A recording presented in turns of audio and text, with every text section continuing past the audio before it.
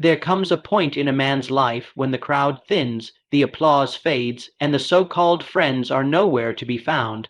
This is the moment when he looks around and finds no hand to hold, no shoulder to lean on, except the unseen hand of God. That is not weakness, my friend. That is the beginning of real strength.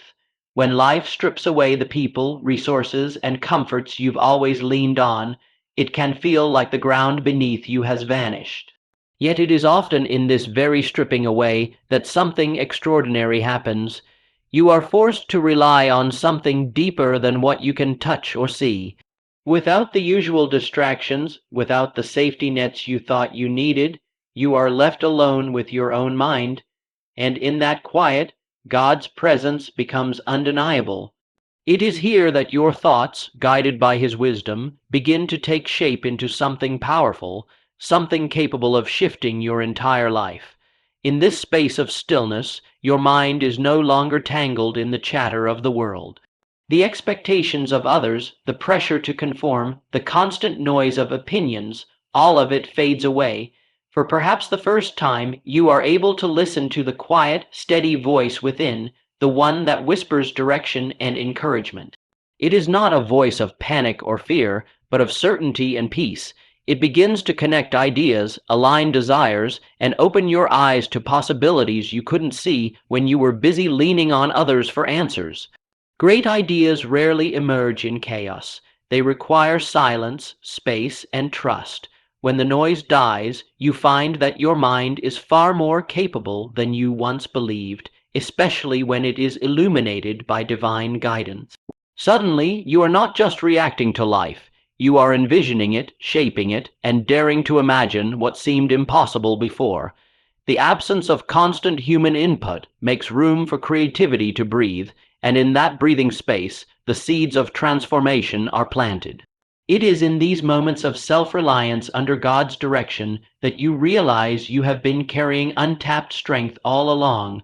You begin to see that every so-called loss was actually a clearing, removing the things that blocked your potential. The challenges that forced you into solitude were, in truth, invitations to discover the fullness of your own resourcefulness and the power of God working through you. The more you trust this partnership, the more confident you become in making bold moves toward your vision. Mountains that once looked immovable begin to shift, not because they are smaller, but because you have grown. Your faith gives you the courage to take steps others would hesitate to take, and your mind, focused and unclouded, finds solutions others would overlook. You learn that you don't need a crowd to cheer you on or a network to validate your worth. You need only the clarity of your purpose and the assurance that God is directing your path. By the time the world takes notice again, you are no longer the same. You have been transformed by a season of isolation into someone unshakable. Your ideas are not fragile, they are rooted. Your confidence is not borrowed, it is earned. You have learned that the most powerful moments in life are not the ones where everyone is watching, but the ones where it's just you, your thoughts, and God's unwavering guidance, and from that place you can move mountains. Faith is easy to talk about when life is unfolding smoothly. When the bills are paid, the relationships are harmonious, and your health is strong. Believing that things will work out doesn't require much inner struggle. But comfort rarely forges deep conviction. Real faith is revealed when the safety nets are gone, when your plans fall apart, and when the path ahead is nothing but uncertainty. It is in those moments, when you have nothing tangible to lean on, that you discover whether your faith is just a concept or a living force inside you. When your back is against the wall, the mind naturally searches for something to hold on to. Most people reach for familiar supports, friends, routines, money, status, but sometimes all of those are out of reach. The silence you encounter in that place can be deafening, yet in that silence something vital happens. You are stripped of illusions and forced to turn inward, where faith waits like a seed in dry ground, ready to grow under the pressure. This is where trust stops being theory and becomes necessity. You stop asking for constant signs and start believing without them. You begin to understand that faith isn't about controlling the outcome, but about trusting the one who controls it. The more you lean into this trust, the more you find a strange and quiet strength rising in you, a strength that does not depend on circumstances shifting in your favor. In this state, fear may still whisper, but it no longer commands you. Doubt may knock, but it does not move you from your place. You realize that faith isn't about eliminating fear, but about standing firm in spite of it. This is the training ground for a life that can weather storms without crumbling. You become anchored, not in what you can see, but in the unshakable belief that there is purpose and provision even in the darkest valley. Over time, you start to look at challenges differently. They no longer feel like punishments, but like opportunities to strengthen the muscle of belief. You see that each trial, each unanswered question, and each season of waiting is an invitation to deepen your trust. Faith stops being something you occasionally draw on and becomes the very foundation you walk on. And when you emerge from that season, you are not the same as you were before. You carry a confidence that cannot be shaken by the rise and fall of circumstances. You no longer panic at the first sign of trouble, because you have learned that when the world offers nothing but silence, God is still speaking, and that voice is enough to guide you through anything. There is a kind of clarity that only comes when everything else has gone quiet. The human heart and mind are often so crowded with noise, conversations, demands, opinions, and the endless hum of daily life that it becomes almost impossible to notice the softer, more profound voice speaking within. But when a man finds himself alone, truly alone, the constant interference fades, the static clears, and in that stillness he begins to hear something he could not hear before, a voice steady, calm, and full of direction. It is not a shout, it does not compete with the noise of the world, it waits patiently for the moment when you are ready to listen. At first, you might mistake it for your own thoughts because it comes so gently.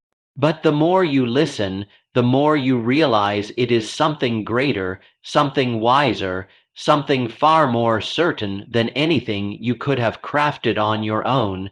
It speaks to your situation with precision. It reminds you of truths you had forgotten and reveals answers you didn't even know you were seeking. This voice has a way of piercing through confusion without force. It does not demand your attention, it invites it. And in solitude, you finally have the space to accept that invitation. The distractions that once dominated your thinking lose their grip, and the questions that have been swirling in your mind begin to settle. The words you hear are not random. They are tailored to your exact season, your exact need, your exact next step. In the company of others, it is easy to lose yourself in the momentum of their energy, their opinions, their urgency. But solitude removes those influences and leaves you face to face with what truly matters. It's here that you realize you have been listening to too many voices, and many of them have been steering you away from the course you were meant to take. The voice you now hear does not lead you toward fear or compromise. It calls you toward courage and clarity. The more time you spend in that quiet, the sharper your hearing becomes. What was once a faint whisper grows into a guiding presence that you recognize instantly. You begin to rely on it, not as a rare experience, but as a daily necessity. You notice how it shapes your decisions, strengthens your resolve, and gives you a peace that does not depend on outside circumstances. When you emerge from that solitude, you carry with you the certainty of having heard something real, something unshakable. The chatter of the world will return, but it will never hold the same power over you. You will know how to return to that place of listening at any moment, no matter where you are. And from that day forward, you will never mistake the voice of God for background noise again. There comes a point when a man runs out of people to call, when the phone stays silent and the doors he once knocked on no longer open. At first, this absence feels like abandonment, and the temptation is to sink into self-pity, telling himself there's no one to help. But in that emptiness, something shifts. He begins to realize that the help he thought he needed from people was never the only help available.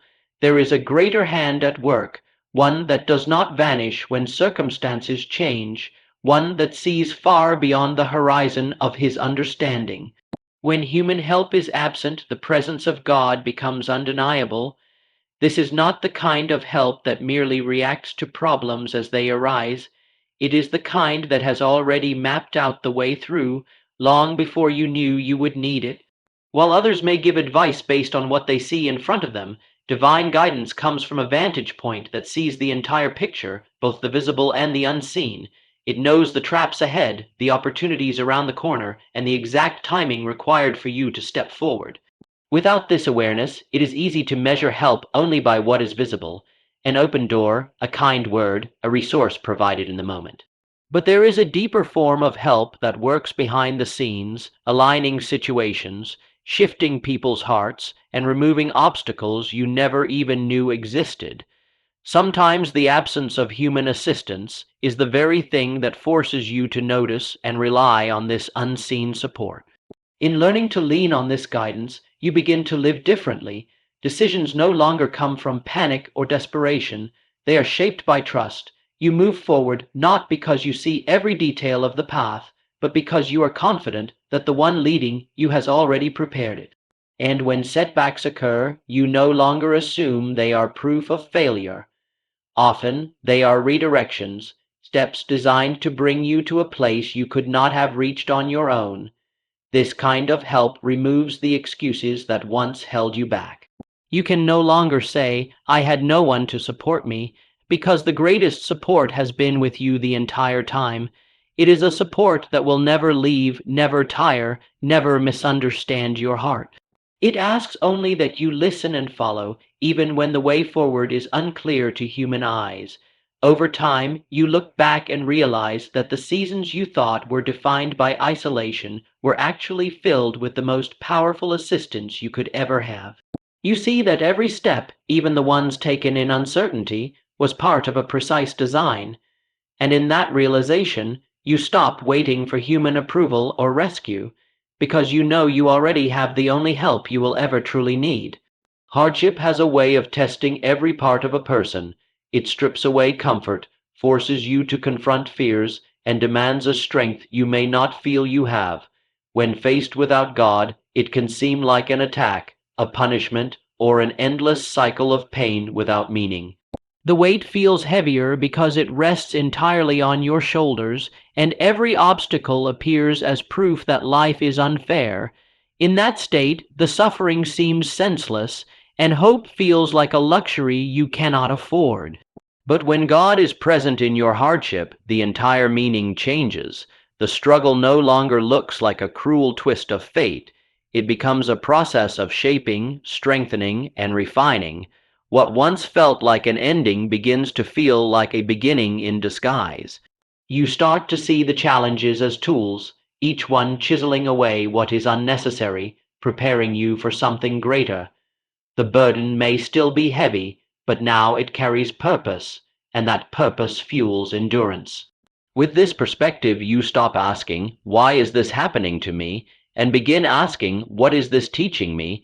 That shift transforms how you move through difficulty.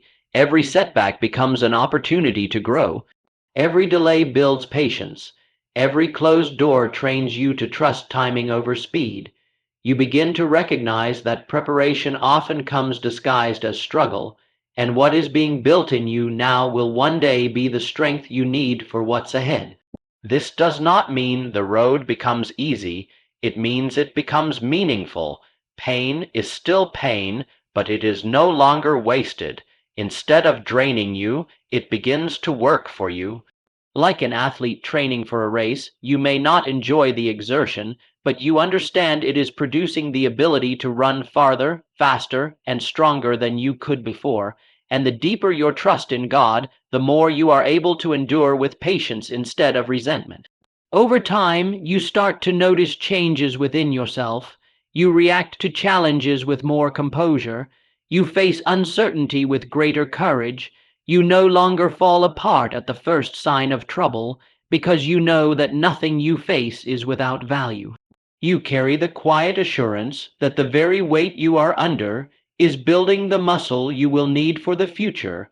Looking back, the hardships that once felt like curses reveal themselves as blessings in disguise. They were not random storms meant to destroy you, but intentional seasons designed to prepare you, and when you understand that, you stop resenting the process and start respecting it. You walk forward knowing that every trial, no matter how painful, is shaping you into the person you were meant to become. When a man is surrounded by people, it is easy for his actions to become tied to their reactions. Applause can become a source of motivation, and criticism can become a reason to hesitate. Over time, without realizing it, his sense of direction starts to depend on what others think. But when the crowd disappears, when there is no one watching, praising, or judging, he is left with only his own intention. It is here that he learns whether his actions are truly his own or shaped by the approval of others. In the quiet absence of an audience, there is no need to perform. The pressure to impress fades, and the temptation to prove yourself to others loses its grip. You begin to realize how much of your energy was spent trying to fit into expectations, and how little was spent simply doing what was right, what was necessary, and what was meaningful to you. This is the moment when purpose begins to emerge, clear and unclouded by the opinions of the world. Without the constant feedback of others, you develop an inner compass. You stop asking, will they like this? And start asking, is this right? Does this align with what I'm meant to do? This change in thinking is subtle but powerful. Instead of bending to meet shifting public opinion, you stand firm on principles that do not move with the wind. And as your purpose grows stronger, your need for validation grows weaker. This independence is not arrogance, it is maturity. It is the recognition that the applause will not always come, and the criticism will never completely stop, but neither should determine your path. You begin to find satisfaction not in being seen, but in knowing that what you are doing matters, even if no one notices. The work itself becomes the reward, and the alignment between your actions and your convictions becomes the measure of success. Over time, this mindset creates a strength that is difficult to shake. The approval or disapproval of others may still reach your ears, but it no longer reaches your core. You understand that your value is not measured by popularity, but by the integrity of your purpose. You work with a kind of quiet conviction, steady and unyielding, because you are no longer chasing the temporary highs of recognition. And when the applause does come, it is no longer your fuel, it is simply an echo. The real drive comes from within, from knowing you are acting in alignment with the calling placed on your life. You no longer live for the shifting tides of opinion, but for the steady current of purpose. In that place, you are not just free from the crowd, you are finally free from yourself. There is a hidden work that takes place when no one is looking, a shaping process that is as deliberate as it is quiet. Just as a sword cannot be strong until it has endured the heat of the forge, a man cannot be fully ready for his purpose until he has walked through the fire of trials. The heat is uncomfortable, sometimes unbearable, but it burns away the weaknesses that would make him break under pressure. Without the fire, the steel remains fragile. Without the refining, the man remains unprepared. In this process, the fire is not meant to destroy but to transform. It takes what is raw and unfinished and turns it into something unyielding. The Creator knows exactly how long to hold the metal in the flames, just as he knows exactly how much pressure a man can bear before he is ready to step into his calling. Nothing is wasted in this season. Every moment of struggle, every wave of discomfort, every tear shed in solitude is part of the crafting. Once the sword leaves the heat, it is not yet ready. It must be shaped, hammered, and sharpened in silence. This part of the process is slow and often feels lonely because progress is not always visible.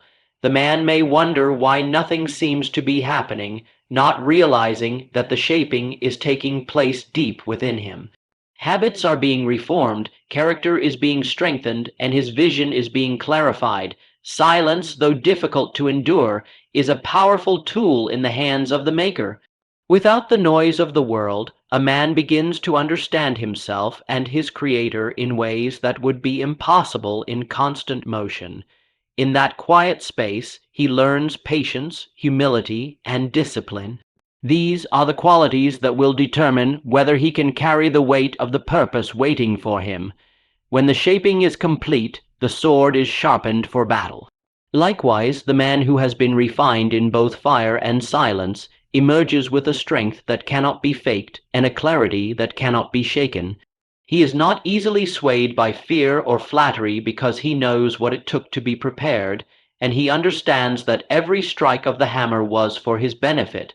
By the time he is placed in the position he was created for, he is no longer the same man who entered the fire. He is stronger, sharper, and more disciplined. The trials that once felt like punishment are now recognized as preparation, and the seasons of silence that felt like abandonment are understood as training. He knows that without both the fire and the stillness he would not be ready, and now he is. Many people miss the very thing they were born to do because they cannot bear the idea of walking alone. They crave the constant presence of others, the reassurance of company, and the comfort of shared opinions. Yet the truth is, some of the most important turning points in life are only revealed in solitude. The path to greatness often begins in a place where no one else is standing beside you, where the voices you once leaned on are silent, and where the only footsteps you hear are your own. Solitude is not emptiness, it is space. It is the clearing where your thoughts can finally breathe, and your vision can take shape without interference. It is the pause between chapters, the stillness before a breakthrough. But because it feels uncomfortable, many people run from it, filling every quiet moment with noise, activity, or company. In doing so, they drown out the very instructions that could lead them to their calling. When you are willing to face solitude, you give yourself the chance to meet your truest self. Without an audience to please, you start to think about what matters to you, not just what will be accepted by others. Without constant conversation, you begin to listen for the deeper wisdom that speaks in whispers, not shouts. In that space, the seeds of purpose begin to take root, seeds that can only grow in the soil of stillness.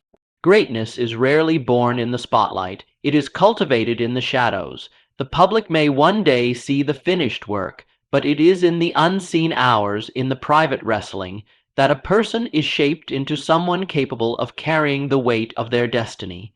Solitude strips away pretense and forces you to build a foundation that is real, not just impressive. Choosing solitude requires courage because it means you are willing to face the discomfort of your own thoughts and the uncertainty of your path. But the more time you spend there, the more you realize it is not loneliness at all. It is alignment. You begin to see that this quiet place is not a punishment but an invitation, a place where you can receive clarity and strength that no crowd could give you. When you emerge from solitude, you do so with a conviction that cannot be shaken by the opinions of others. You are no longer driven by the need for constant company or approval because you know where your direction comes from. You carry with you the understanding that greatness is not found in the safety of the crowd, but in the courage to walk the road alone until your calling reveals itself. There is a certain freedom that comes when a man realizes he has nothing left to lose. The fears that once held him back, fear of failure, fear of rejection, fear of loss, no longer have the same grip. When you've been stripped of the things you once thought you couldn't live without, you discover that you are still standing. And in that moment, you understand that you can move forward without being chained to the outcomes that once controlled you. When fear loses its power, action becomes easier. You stop hesitating, stop second guessing, and stop shrinking yourself to fit into the comfort of others. You move boldly because you are no longer trying to protect something fragile. You realize that your true strength does not come from what you own, where you stand, or who approves of you. It comes from something far deeper, something unshakable within. This inner power is not arrogance or recklessness, it is clarity. It is the calm that comes from knowing that the worst has already been faced and survived. The storms you've walked through have proven that your spirit cannot be broken by human hands. That knowledge changes the way you approach challenges. You stop seeing them as threats and start seeing them as opportunities to prove, once again, that you are built to endure. People who have never lost much may never understand this kind of strength, but those who have been through it carry it like armor. It shields them from the opinions, doubts, and limitations that others try to place on them. When you have learned to stand in the aftermath of loss, you stop depending on others to tell you what is possible. You move with a certainty that comes from experience, not theory, and so a man who has nothing left to lose is not to be underestimated. He cannot be manipulated by fear or bribed by comfort. His decisions are not made out of desperation, but out of conviction. He knows that his greatest resource is the resilience within him, a resource that no one can take away, and with that kind of power, he becomes nearly impossible to defeat. When you come to understand that you are never truly alone, something deep inside you settles. The loneliness that once felt heavy begins to lift, replaced by the steady awareness that there is a constant presence with you, one that does not leave when life gets complicated, one that does not change its mind when you stumble. You walk with the one who sees every detail of your life from beginning to end, and in that knowledge your steps gain a quiet confidence. This presence is not just companionship, it is guidance. It is the kind of direction that comes from perfect knowledge, the kind that understands not only where you are, but where you are meant to be. Even when you cannot see more than the next step ahead, you can trust that the path has already been mapped out. The delays are not mistakes, the detours are not accidents. They are part of a plan that accounts for things you could never predict on your own. There is a peace that grows in you when you begin to trust that timing. You stop forcing doors open and start letting the right ones swing wide at the exact moment they should. You no longer panic when something doesn't happen according to your schedule, because you know the one guiding you sees further than you can. This shift changes everything about how you move through life. You start trading anxious striving for deliberate, faithful steps. Walking with this awareness also changes how you handle setbacks. Instead of seeing them as proof that you are alone or forgotten, you begin to see them as intentional pauses, moments designed to strengthen you, redirect you, or protect you from something you could not see coming. You stop fighting every interruption and begin asking what it might be making room for. Over time, this relationship builds a deep resilience. You no longer measure your worth by the speed of your progress or the approval of others, because you understand that your life is unfolding under the care of someone who knows exactly what you need and when you need it. You learn to move with trust rather than fear, knowing that the one walking beside you has both the resources and the power to provide at any moment. In this way, your journey is no longer about survival, it becomes about partnership. You are not wandering aimlessly, hoping to find your way. You are walking with purpose, guided by a plan far greater than the one you had for yourself, and that awareness changes everything. You move through life not as someone abandoned, but as someone accompanied by infinite wisdom, perfect timing, and an unshakable promise that you will never walk alone. So if you find yourself in that quiet, lonely valley where no voice answers your call, rejoice. The world may have abandoned you, but heaven has just taken the lead, and with that alliance, your journey is not over. It has just begun.